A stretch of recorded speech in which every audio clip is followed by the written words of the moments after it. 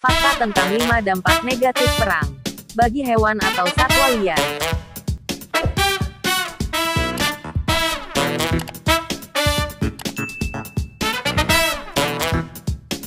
1. Diburu untuk dikonsumsi karena kekurangan logistik. Perang berimbas pada satwa liar, baik secara langsung maupun tidak langsung. Tentara yang kehabisan logistik akan berburu hewan liar untuk dikonsumsi dagingnya atau menjual organ tubuhnya untuk membiayai operasi militer, mengutip.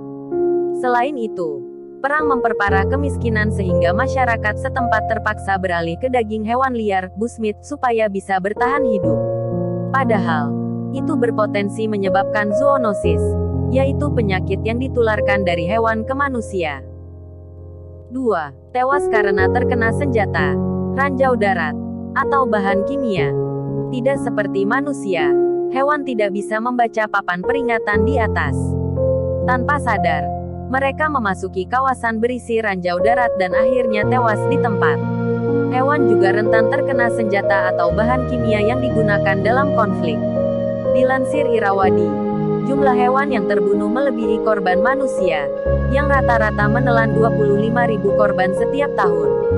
Contoh hewan yang menjadi korban adalah gajah Asia, yang tak sengaja melintasi zona ranjau darat di perbatasan Thailand-Burma. 3. Hewan yang tinggal di kebun binatang menjadi tak terurus dan kelaparan. Hewan di alam liar yang hidup di zona perang memang kasihan karena terbunuh di habitatnya sendiri. Namun, hewan yang tinggal di kebun binatang atau penangkaran selama masa perang juga tak kalah sengsara. Contohnya ketika Perang Suriah pecah, kebun binatang itu terletak di daerah yang dikuasai oleh pasukan pemberontak. Perlahan, hewan-hewan mulai mati karena penyakit, stres, kelaparan, dan pemboman. Sebelum perang, kebun binatang itu memiliki 300 hewan. Tetapi setelahnya, populasinya terjun bebas menjadi 13 hewan saja. Untungnya, hewan-hewan yang tersisa berhasil dipindahkan dari zona konflik oleh Forpaus, kelompok kesejahteraan hewan. Ada yang lebih parah, yaitu ketika perang Irak meletus. Situasinya sangat kacau sehingga penduduk setempat terpaksa membunuh hewan-hewan yang ada di kebun binatang untuk dimakan. Belum lagi hewan peliharaan seperti kucing dan anjing.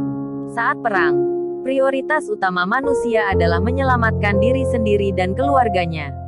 Hewan peliharaannya terpaksa ditinggalkan dalam kondisi lapar, kebingungan, stres, dan sedih. 4. Populasi satwa liar berkurang drastis.